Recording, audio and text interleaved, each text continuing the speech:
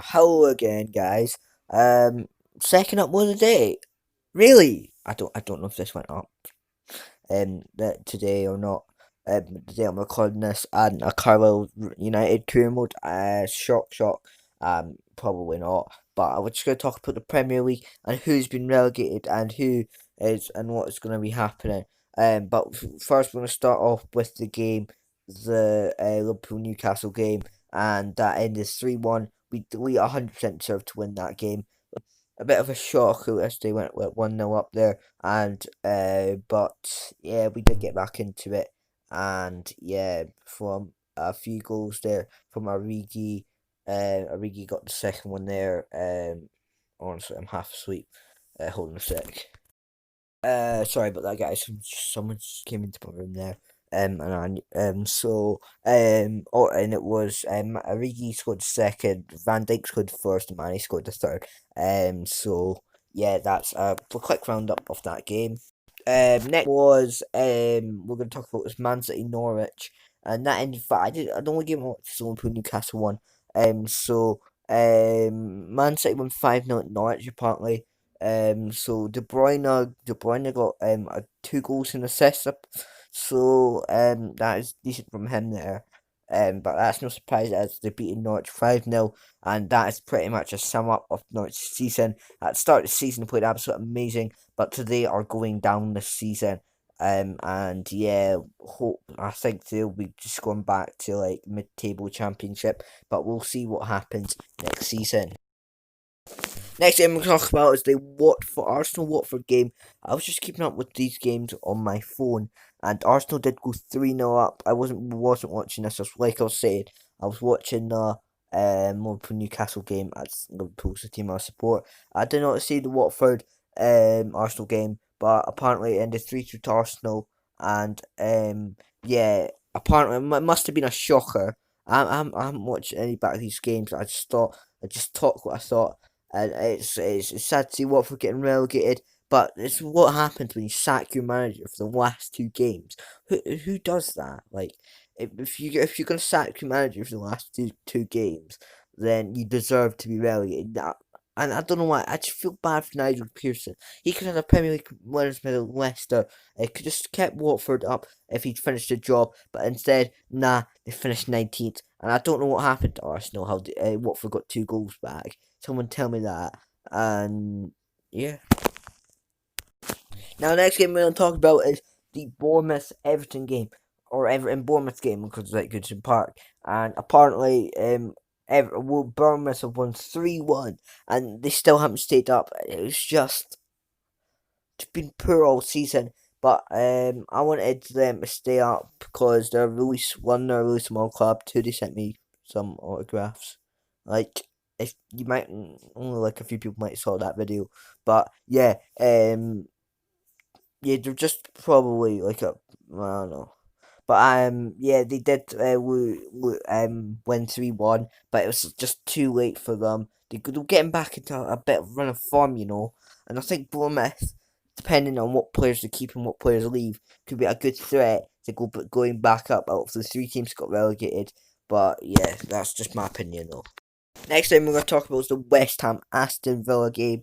Now. This ended 1-1. I saw the last bit of it because but it wasn't really much. But I saw the last bit of it because the Liverpool match ended and I had BT Sport, so I just switched that game. And the Aston Villa players were looking really happy at the end there. I don't know. I'm not sure if Aston Villa weren't celebrating. They just looked relieved that they stayed up. And a 1-1 draw at West Ham. Yeah, was it a good result? Yeah, I guess. I mean, they're staying up, so yeah. Um, yeah, but honestly, Villa, it's a big club like Villa. They should be staying up no matter what.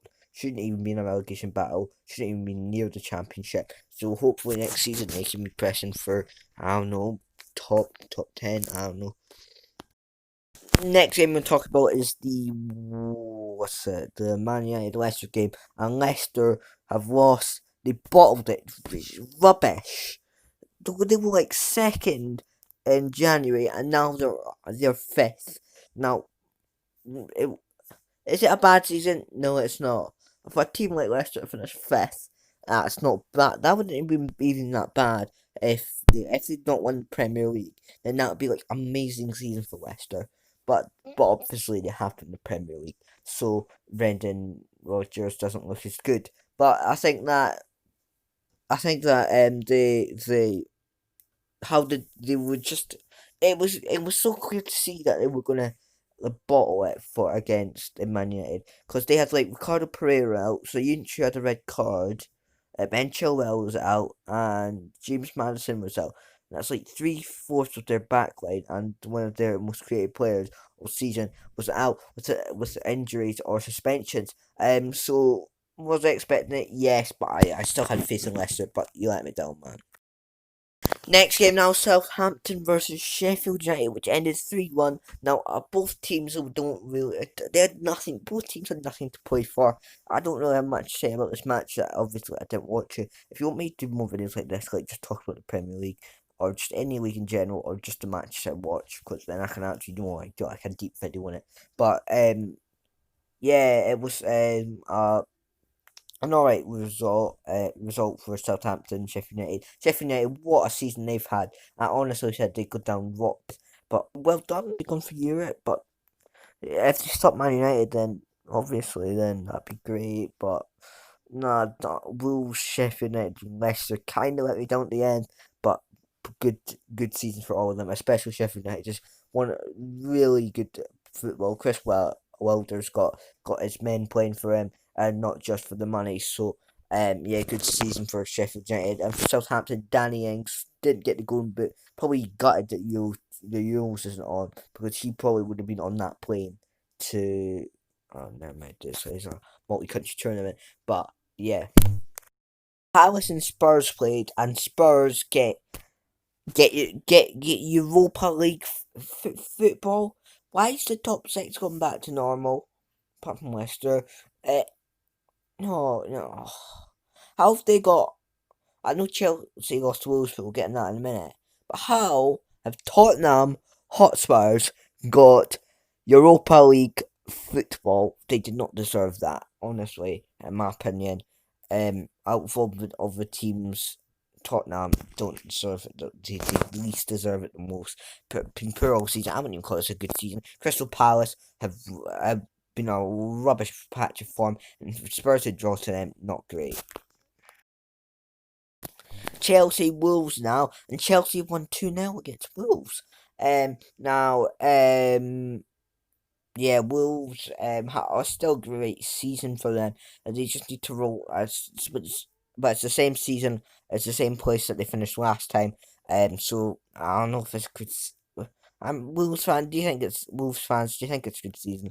But it's better than being stuck in League One. All right. So yeah, um, well done Chelsea and get Champions League football, and Wolves need to rely on Chelsea again to beat Arsenal in the FA Cup final, just so they go get so they can get Europa League football, unless they win the Europa League, obviously, which I wouldn't doubt, So yeah, last game we talk about is Burnley Brighton. Now, honestly, both teams don't really didn't have anything to play for. It ended 2-1 to Brighton, and